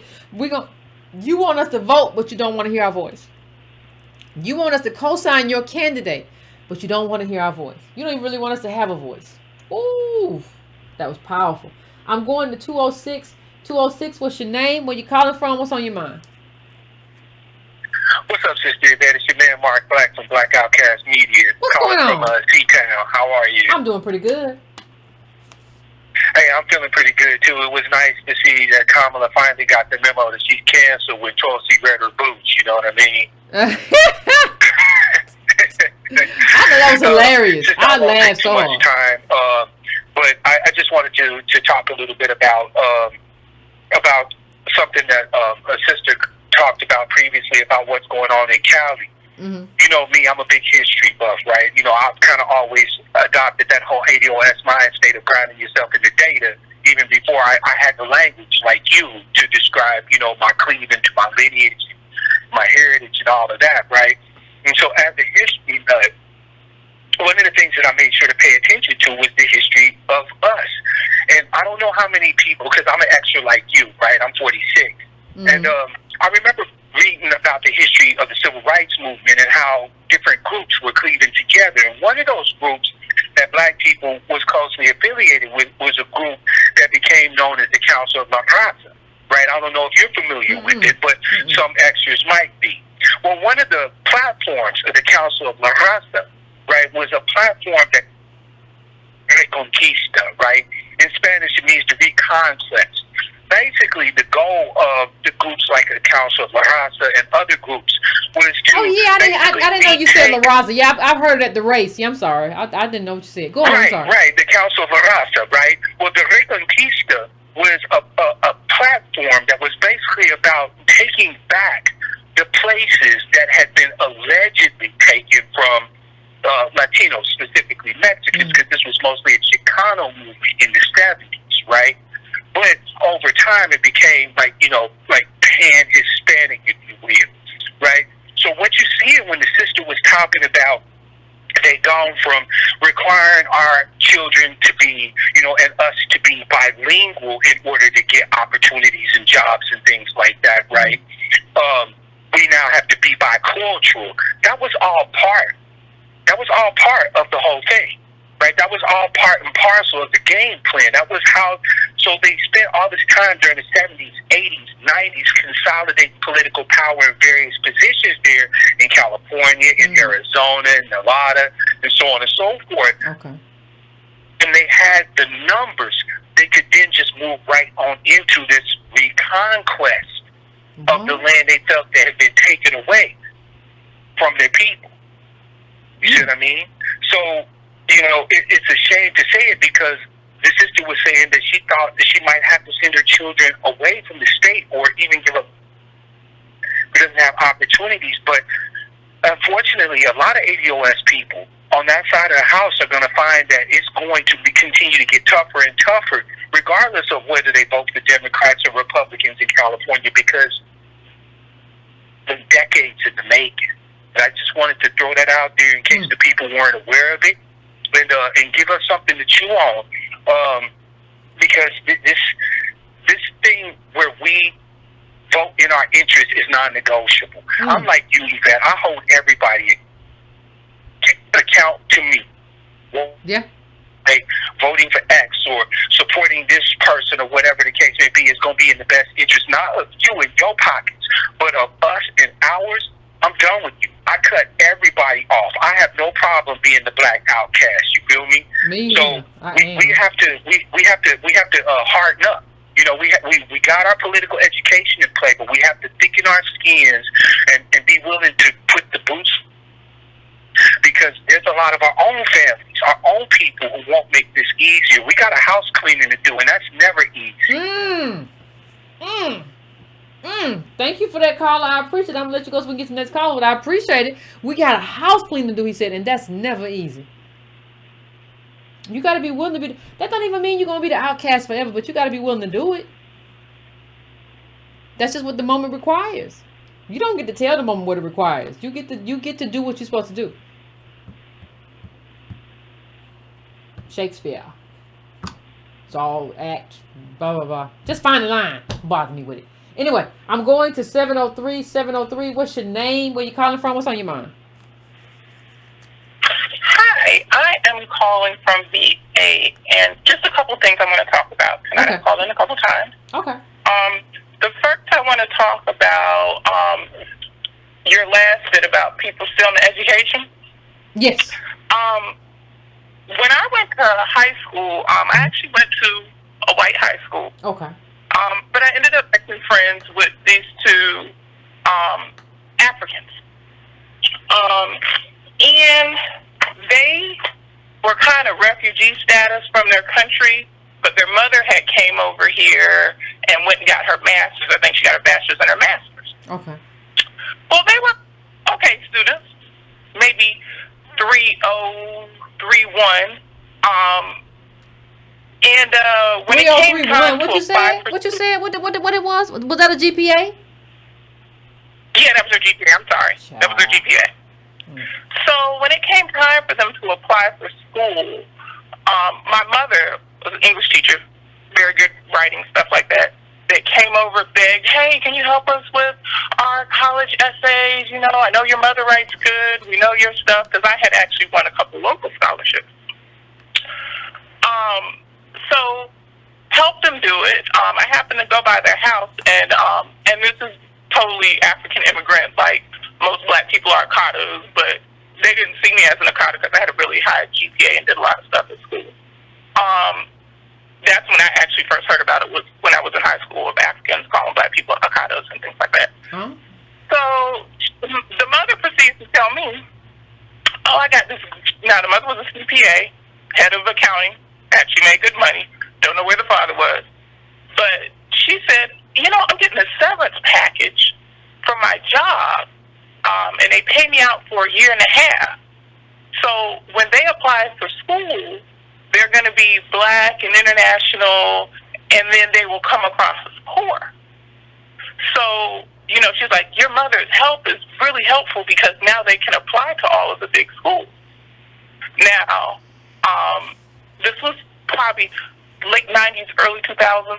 So I really don't know anyone who was getting into a top-tier university. And when I say top-tier, I'm talking about the top public schools, University of Michigan, UVA, all those type of top-tier public schools. I don't know anyone in state who was even getting in with a 3.0 or 3.1, white, black, or indifferent, who didn't play sport or had a special skill. Go to the end of the year. They get into University of Michigan, they get into Boston University, and the mother says, well, I know because we're international, we could claim black, we could claim international, and we could get all this financial aid. Now, mind you, mother's still getting paid out on her salary, but she took one lump check in the fall of the senior year, so in the spring when they applied for FAFSA, they appeared as poor. And because they were able to do that, I was thinking, like, that is awful, because there is really some people in dire financial strait who should have been able to get into school and get money, and they actually got but see, the thing is, money. Let me just say this, Colin. I'm gonna let you wrap it up. The thing is, everybody has a particular con, right? You see the wealthy, affluent people over here had this con. You see the people that you're dealing with over here had this con. And all of the cons take away from ADOS. So everybody's kind of stealing from us to get their con together. That's what we are.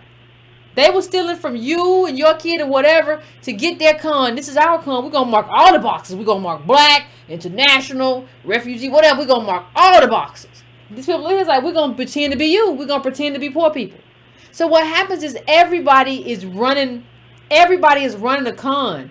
And every con they're running takes away from ADOS. That's what we are. But I'm going to let you finish up. You got 30 seconds. Okay, yeah. So I just wanted to kind of share that story. Just of it's the same thing, kind of what you related to and what you spoke earlier. The second thing I wanted to speak to is kind of going with the STEM and Kamala's plan. Going with STEM at HBCUs, that's going to be slightly difficult because even though a lot of HBCUs have STEM programs, when you're doing engineering and certain science majors, the schools need to be accredited. It's only a handful of HBCU programs that are even accredited. And as far as minority institutions, the MSIs, I'm not even sure how all of that qualifies across the board to even say that works out. And then even with starting a STEM firm, like, they also looking for people to have certifications and a couple other things. So the money might not translate as equal as she's trying to put out, and there's something real off with that. So that was all my comments. Well, thanks, Carla. I appreciate it. Yeah, everybody got a con, and we all. The con usually eats us up. And see, the thing is, like, I don't even know if we want a con. There's something we got to deal with us. Like, even if we'll be like, well, they doing their thing. No, I just want to work. I don't even want no handout. I don't want no benefit. I want to just work. I want to just, Nobody says that. Whatever kind of gift or leg up, everybody takes it. Whatever kind of inside information. No, I want to get it on my own. I want to do what I don't want no handout. What's wrong with you? No, you want to get to where you got to go as expediently as possible. Don't talk crazy. Anyway, I'm going to 251. 251, what's your name? Where you calling from? What's on your mind? Hi, my name is Scarlett. I'm from Seattle. Hi, sis. Hey, what's going on? Yeah, I wanted to piggyback off of, I think it was Outcast Media and a couple of other guests that that were on speaking tonight. Just about what do you do when your family and friends aren't really coming around? Okay. I agree with Outcast Media. We have to get really strong. Politics is a blood sport. It is. I'd say if your family and friends or celebrities, even celebrities, aren't coming around, you're an opponent. They're not your friends anymore. They become an opponent. Ooh. So nothing is ever stronger than the agenda. The agenda is king. We have to keep the agenda at the forefront. The agenda is king. No one is ever larger than the agenda. I don't care who they are. That's my same disagreement with Killer Mike episode. With Tone Talk. I love Tone Talk, of course. We all do love him. He's our family. But I didn't like Killer Mike's episode because I don't think Bernie is not worthy of the mic right now from ADOS. He's not worthy of a mic right now. And I feel like we're kind of delivering some of our people to the wolves by letting Bernie into our house right now. He's just not worthy of ADOS. So he's an opponent to me until he proves otherwise. Until he proves otherwise, Killer Mike and Bernie are both opponents. They're opponents until they prove otherwise. She got her opponents ready. Like she got them set up. Everybody else gets it but us. Everybody gets this but us. So we got to get hard. This is a blood sport. We can't be letting celebrities. I don't care if Killer Mike is ADOS. An ADOS person who's not on code and not on the agenda is an opponent. Is an opponent. It doesn't matter. Well, you don't feel like you can deal with that person in that camp to kind of do stuff that you may not do because you don't have that kind of proximity to a presidential. You may not have that proximity to a top tier presidential candidate. I think when you had that opportunity to get that proximity, I think Tone Talk missed it.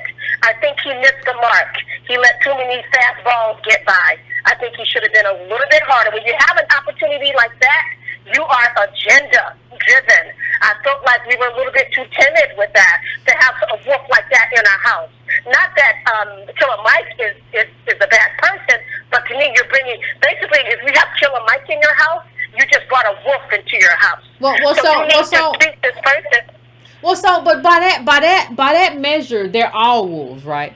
So how do you, if wolves run everything, how do you build relationships with wolves if you're just not going to deal with them, or you're not going to deal with like a person who is in the wolf house who may not be a wolf, who may want what's best for you? If you're not going to deal with them, if you cut all of that off, if you cut off your nose and spite your face all the time, like how do you ever get an ear to the person that you want to get an ear to? Like how does that happen? I think in that case, I understand your question. I think in that case, you're going to have to make a judgment. You know, as ADOS is our house. We have to treat ADOS like our house. I don't think Bernie proved to us that he even cares about black people. I don't think. But I think Killer Mike does. But regardless of what we have differences. Killer Mike and I have differences. But I think he cares about black people. Does that matter? If you believe that he cares about black people, but I'm not quite sure if it's where it needs to be. If he's working with the wolf, you know, you got to be. Remember, white people are the masterminds of race. Even the people driving the getaway car have to be held accountable. He may not be the mastermind of it, but people who are just being a tool is still a problem. I think Killer Mike is a tool of white supremacy, and he has to be treated the same as white supremacy. I think his consequences are the same. That's how hard blood politics works. Killer Mike is a tool of white supremacy. If he doesn't get it, if he's not sophisticated as you are, I don't know. I just don't think we benefit for bringing people like that into the house. I don't think we benefit. But don't we benefit from bringing people who want the best for black people, and in addition to that, have a proximity to power? So you want the best for us. You have a proximity to power that I may not have. I'm not gonna get Bernie's ear, but I can talk to you, and you got Bernie's ear, and I'm gonna tell you some stuff to say. Like maybe you've been getting the argument wrong. Maybe you've been doing a debate. I don't know, but like. Don't we benefit from forming relationships with the people who sit next to the wolf? If the relationship has proven that you're getting your agenda out there, Killer Mike is producing Bernie's message. Killer Mike doesn't look like he. Hold on. Before I go, this is a new relationship though, so we can't say that like the relationship is this. Like he just came, we just met Killer Mike not too long ago, so we don't know like what the relationship could be. Like we don't know what it ends, right? Because we just met him. He drove down. He really want to talk about it. He comes from us. Like we don't know yet. See, my thing is like you don't know. We don't know yet. We have to have this conversation, and I always try to at least have conversations, and give people the benefit of the doubt if I feel they're operating in good faith. What does that mean? That means that if Yvette feels that like you want the best for ADOS people, I am going to give you the hearing and the benefit of the doubt. Now I'm not saying that lasts forever, but for now, yes, let's have the conversation. I think we both want the same thing. That's kind of where I am. I don't want to always necessarily cut off. Now if it comes out that like that's what it is, then that's a different story. Then I have to move on. But I don't want to immediately cut off my nose to spite my face. Kind of need my face. So, you know, need my nose. So I'm going to try to make this work. Like, nobody really understands how much I try to make stuff work. Yeah, I get it. So what's the standard then? What's going to be the standard? So the next time Killer Mike comes on scene, are we going to, like, the next time, to me, if Killer Mike had an ear, if he was influential to Bernie, which I don't think he is, I don't think he has any influence for Bernie. His job is just to deliver the vote. If he had the ear of Bernie Sanders, why didn't Bernie Sanders talk about reparations? I don't see any movement on reparations. Well, I think Bernie spoke about HR. Now I have a problem with HR 40, but I think he did move in terms of HR 40, right? Now that's not enough movement for me, but I have to wonder where this kind of little movement came from. Now it's not enough. Right? But like if you know somebody in the room maybe told you, whether it be Killer Mike or Nina Turner, and you just said no, then it helps me know that like people told you and you decided to say no. Like these people are here, they told you, you decided to. It provides a level of clarity too. That's what I'm saying. Yeah, I got you. But feel like it's already clear to me, but I understand. But I feel like it's already, that Bernie is a firm no, it seems like. But that's fine. Okay, but that's fine. That's fine. We can vote against him when it comes time. That's fine. No, I appreciate the call, fam. I want to thank you. I want to get to a couple more calls. I'm gonna let it go. But yeah, I think we're gonna have our chance to vote for or against all these people. So my thing is have the conversation that everything plays itself out. We're gonna have our chance. We're gonna have our chance to walk in that voting booth, because when you go vote, you're not just voting for somebody. You're voting against somebody too. Even if you just vote down ballot, you're not just voting for somebody. If you vote down ballot, you don't vote. You're voting against. So I think we're gonna have our opportunity to do that. But my thing is, I try to let everything play itself out. And if I feel like you want what's best for my people, I hear you. People say, "Oh, Yvette's just mean." No. I hear a lot of people, and I try to engage a lot of people, especially if I think they want the same things that I want. Maybe we are not on the same page all the way, but if you want what's best for ADOS and I do, I think that's a space where we can have a conversation. Doesn't mean it's going. We could do something wonderful with that relationship. The relationship could fall apart. I don't know, but I give people the benefit of the doubt when I feel they want what's best for ADOS. That's just my way. I'm going to 910. What's your name? Where you calling from? What's on your mind? I'm sorry. Hello? 910. What you doing? You in your car? What you doing? Put your seatbelt on? What's going on? Huh? Who are these candidates for real? What are their real? Who? Wait a minute. Hold on. What's your name? Where you calling from? Did you just start talking? Just at the end of the political stage, and it keeps being seen. You need to talk to you. You're gonna. Yeah, that's the entire. I can't understand what's going on, so I gotta let you go. I don't understand what's going on. What's going on in the car, child? Anyway, 301. What's your name? Where you calling from? What's on your mind? Yeah, hello. This is Denise. I'm calling from Silver Spring, Maryland. How you doing tonight? Pretty good. How about you? So, I'm well, thank you. So, I just want to say real quickly about the last caller. I personally think Killer Mike is sincere about our people, and if we start looking at him as a tool for white supremacy, then I'm going to say we need to start looking at every black feminist as a tool for white supremacy. Okay, so I need to say that. But the other thing I wanted to ask is, I really appreciate the deconstruction of how racism manifests. You know, we shouldn't be surprised by any of this because we understand what racism is. I also appreciate the play-by-play analysis of the debates. That's really helpful. But what I want to know is, what do we think are the next actions? Like, what are our takeaways from these discussions? So if at this point we know we have a field of Democrats that we believe are not showing, either via their record or their debate performances, a sincere commitment to a black agenda, then what becomes our next move or action? And especially given that, one, as you said earlier, reparations could very well fall off the list of the national policymakers, and B, the Republicans are championing it, and they're not even presenting a candidate other than Trump. And so then the second part of the question is, and what is the plan to address Republicans? So we have black Republicans who will benefit from reparations, whether they support it or not, and we have a white Republican establishment that is just as responsible for the conditions of black people and the perpetuation of structural racism via their unjust policies. So, what are we supposed to take away when we're listening to this conversation tonight? Let me ask you a question. How many? And I'm not being mean to my black Republicans. I'm really not. But how many? What percentage of black voters do you think are Republicans?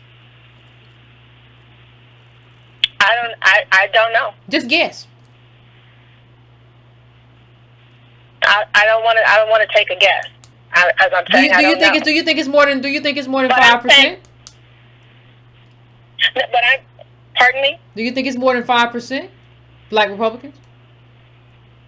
I mean, you talked about it, so you have to have an idea of how many there are. Whether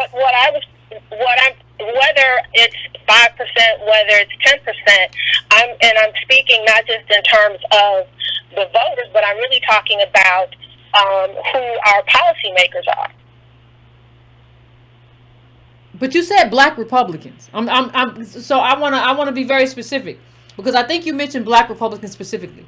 So when I talk about that group, I did. I said black Republicans and I said white Republicans who are making policy. how many black Republicans are making policy? I'm just saying. See, the thing I'm saying here, and this is something that we run up against. People say, well, Yvette, why aren't you holding the Republicans accountable? The truth of the matter is, politics, and I've said this before, but politics is an exchange. And part of the problem is that overwhelmingly, ADOS people vote Democrat. We put Democrats in office. We do not vote. We did not put Tim Scott in office. Right? We do not put black Republicans in office. So when you talk about it, you know, the range of it's in a range of like less than 5% of black Republicans. So you have to ask yourself, what would be the benefit of trying to hold a party accountable? Now the country owes the debt. But when you talk about who we put in office, those are Democrats. Those who we exchange our vote for something. So when we come to cash in with Democrats because we're the ones, we put you in power overwhelmingly. That's what this is about. It's not about having any kind of favoritism towards Republicans. It's about the fact of we have an exchange. Our votes are here. Nearly all of them, overwhelmingly, are right here with Democrats. So we're holding you accountable because we give you power. That's what that's about. So I'm not questioning that. What I'm saying is, if we're talking about right now that we do not have any Democrats that we think can seriously commit to a black agenda. We're going to get, hold on, Carla. You talked about two things. We're going to get to that thing. We're going to get to your thing of what's next. But you brought up Republicans too. So we can't skate past that. We got to stick with that. So that's what I'm trying to get past it. Hello? I'm listening. Okay, so I'm addressing the Republican part first. So if you have anything to say about that, say that now, and then we'll go to the other thing that you're talking about. Okay. So right now, what you're saying is that it really is not a good use of our time and energy and our resources. Is that what I'm hearing? Yeah, Trump doesn't. Okay. Trump and the Republicans not going to give us anything. We don't give them anything. Now, I'm not saying that's right, but in terms of politics, they don't have to depend on us to get elected. So they're not listening to us. So that's what I'm talking about in terms of an exchange. It's not because I love Republicans. It's because I know we don't put them in power. So they're not hearing us. I understand the debt is the debt, and they should want to come, but they're not. They're interested in votes, and they don't get votes from us. So that's that. So then we can go to the second part of what you're saying. That's why I deal with that in a different way. But go on with the second part of what you're saying. Okay, that's fair. So what is the plan? Honestly, Carl, let me just say this. I'm not there yet.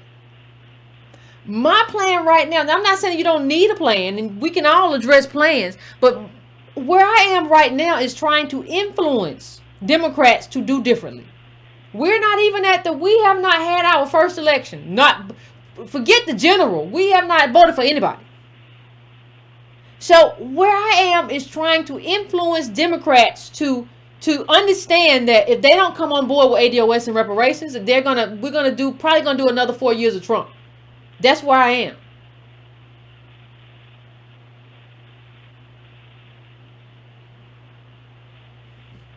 Hello? So I understand that, and I don't doubt that. I guess what I'm saying is as you're talking to the ADOS family, what is it that you are suggesting that we continue to go out here and do? I think for any of us, and maybe I'm just speaking for myself, but as I'm listening to these calls, my question becomes, how do I actualize it? Like, what is it that we should be out here doing? I think a lot of people have already actualized. Right? We have a lot of people. We have a lot of groups who have done ADOS meetups, who are going to meet with their state lawmakers, who are going to meet with their Congress people and express their desire for reparations, express their desire for a black agenda, express their specificity, our specificity. I say there because these are different places. I'm not everywhere. I'm here. So our specificity who are engaged in politics, not only just online. Online is powerful because we've taken over whole threads, but not only that, they've done it in the places where ADOS live in terms of politics. I've had people reach out to me on multiple occasions. Hey, I'm meeting this lawmaker. What do you think I should say? Hey, I'm meeting with this lawmaker. What do you think I should do? Right? So we have that, and we have had it. We not. So I think what has to happen is everybody has to start where they are on a local level. And it's easier that way because local is easier. And we've seen that with ADOS meetups. And then you go from there. Then you build from there. We saw that with the HR 40 hearing, where people showed up, and our people showed up. These wasn't all just these other people or whatever. Our people showed up, showed out, and were there in massive force. So you have people saying, oh my God, everybody showed up for the ADOS hearing. We are already doing it.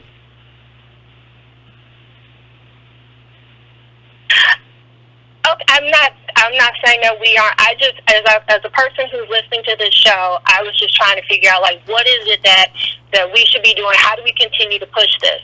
And especially when I'm looking at the thread, week to week, where the conversation, we are constantly attacking people. What do you mean constantly attacking people? What do you mean? What do you want us to do? You want us to soft glove people? You want us to touch them lightly, gently? No, what I'm saying is I wanted a concrete action, and that's all I'm saying. And you have concrete action. Let me tell you this: if there is no ADOS meetup where you are, why don't you start one?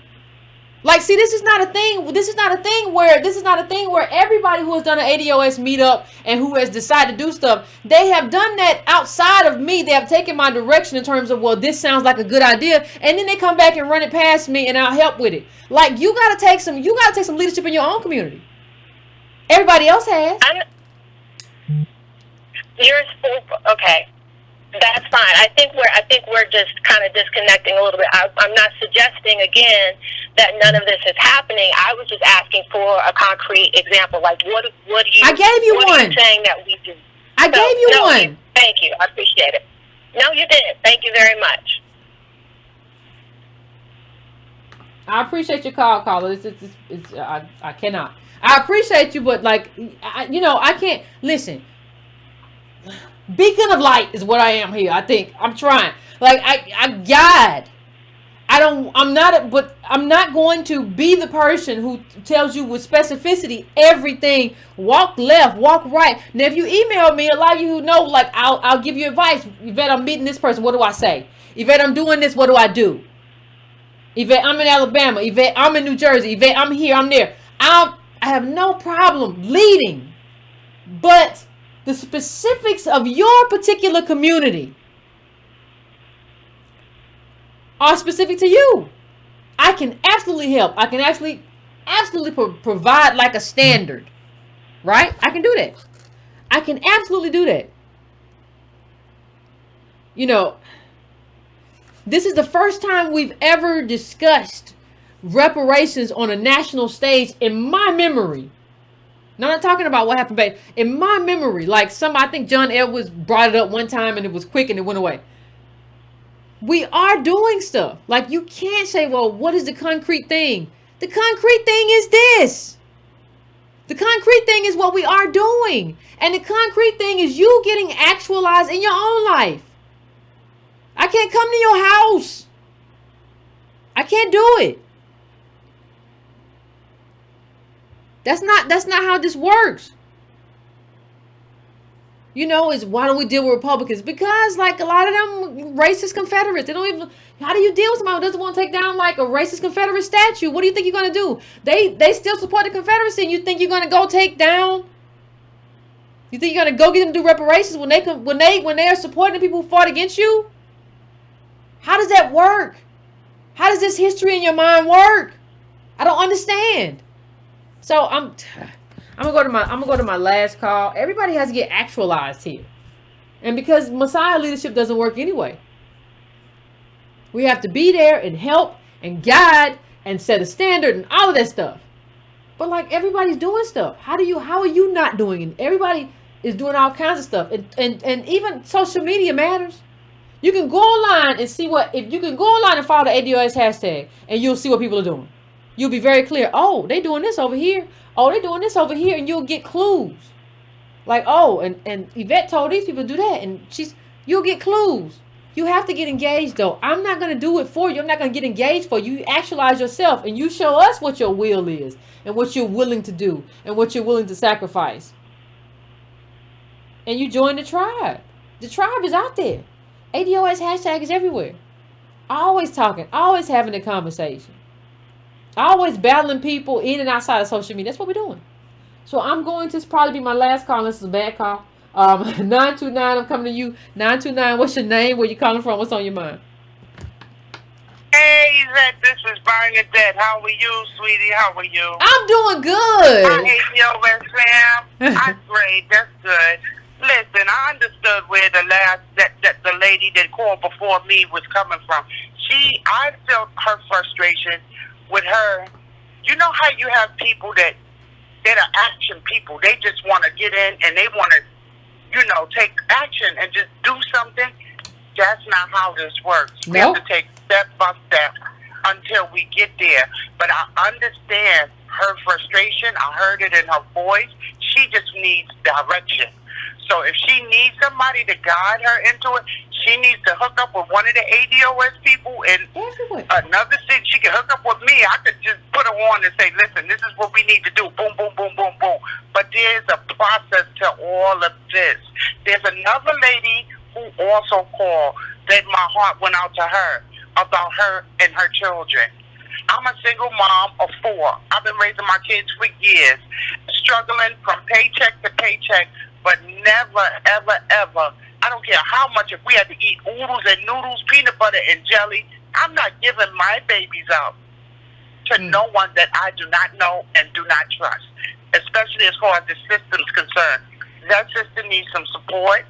I don't know what she's going to do, but I'm here to say, never give up your children. I understand you trading your time for money because you got to take care of your children, sis, but don't give your children up under no circumstances, none whatsoever, because the time that you give your children up, after they grow up, God forbid nothing happens to them, that's another issue, but they will resent the fact that you gave up on them, and you cannot show them that that the system has more power over you to take care of your children. Who can take care of your children better than you? You understand? So that's what I called them for tonight. And just to say that Mary Ann, I wanted to speak on her real quick. Okay. She did a great job as far as getting our agenda across. And it's a good thing. I'm glad that we're in mainstream and people are listening. And they see us. They see us and they know we coming. They know we here. And we just got to keep going. Keep it moving. No matter what. No matter who says what against us, we got to keep fighting until we get where we got to go. I love y'all. Thank you, fam. We love you back. I appreciate you calling in. Yeah, all right. I think. Yes, have a great night. All right. What you think? I said have a great night too, fam. You enjoy the rest of your evening. Thank you. All right, take care. You too. I don't have a problem with anybody feeling how they feel, but let's not get persnickety. And let's not act like you've always been involved in politics and you're trying to figure out what next. Like, let me just say this too. I think she's right, this last caller, in terms of a lot of people just want action right now. And I think of it in terms of a fight. Like you might want to get in the ring with somebody. I just want to fight. I'm going to fight him. He wasn't right. He didn't treat me good. And he stole from me at the store. But if that person is trained, you just gonna get whooped. Like there has to be disciplined effort. And there has to be disciplined effort that leads you up to that moment where you get into the fight. It can't just be wild effort because you feel you need to do something. Disciplined effort is rewarded in a lot of ways, and I'm not going to talk about it. But it has to be disciplined effort, day in and day out. So if you're talking about what do I do? No, you got to do the work right now. You got to read the articles. You got to have the information. You got to be able to have the debate. You just want to get out front right now. No. You have to have disciplined effort every day. I don't care whether that disciplined effort is every day. You go for 15 minutes and check your Twitter or whatever for articles on race or articles on whatever, or you read one book every 2 months or so about race and racism in America. What has to happen right now in terms of, we've been laying a political foundation for a long time. What has to happen is consistent, diligent effort in this regard. Political effort. Effort in terms of what we understand of our politics. I can't be there with you. I'm a very disciplined person, but I can't be there with you and help you discipline when you just want to run outside. I want to run outside and kick off my shoes and fight by the water hose. No, we're not. No, you're not ready for that fight yet. You don't know it. So when you're not ready for a fight, you start small. You maybe fight a smaller person, or unskilled person, or whatever. That's what your local lawmakers are. You want to run out here and push Cory Booker down or something. I don't know what you want to do. Keep your hands to yourself. We don't support none of that. But you want to do something just because you feel a need to do something. I think what you need to do, first of all, is question that need to, like, do something right now. What if this happened? What if this happened? No. You got to get accustomed before you say what happens. Get accustomed to being in that fight. Know the terrain of that politics of that fight. Know what the ring looks like of that fight. Understand the parameters of the fight. Before you talk about any of the other stuff, understand where you are and how to situate yourself. These are all things that have to be learned. And what I think a lot of people who are saying, well, what do I do? Haven't learned the things that need to be learned about how to be in that arena. And we have to learn it. You got to, and it's a consistent effort, because politics changes every day. It's not something it changes every day. So that's what I think. Because I think this is a long haul thing. This goes even beyond this current election. So stop thinking about, well, I got to do it right now. It's 2019. Yes, we're going to do something now. But stop thinking that this begins and ends here, because it doesn't. This is a long range thing that we're dealing with here. This is long range politics. Start beginning to understand politics in terms of, like, lifetimes, not just yours. Are you ready for that? Can you do it? Are you strong enough? Like, those are the conversations that we have to have. And so, fam, I want to thank everybody for coming in and having the conversation. If I didn't get to you, well, I probably won't get to you tomorrow, because we're going to talk about the book. So let me see don't forget that we are doing the book club tomorrow. Please do not forget that we are doing the book club tomorrow. How the Irish Became White. Do not forget about that. We are doing that. That will be at same time, just arrive. Just hit the thing. Just hit the thing. Hit the bell, and then you'll know when I'm on. Also, fam, if you want to donate, go to donatebrown.com. Please hit the like button. Costs you nothing. Subscribe to brown.com. Costs you nothing. If you want to donate, monthly, patreon.com/ycarnell. All of that good stuff. Newsletter in the description. All that good stuff. And we will talk again tomorrow. I'm looking forward to listening to the people who read the book, because the people who read the book always have some stuff. The people who actually read the book always have some really good observations and all that. So I'm looking forward to it. So, fam, I will see you all tomorrow. Until then, finish your libation, whether it's your chamomile tea. Hope it's not Kool-Aid, that's too much sugar. Or whatever whatever. Please finish that up and get yourself to bed. And we will talk again very soon.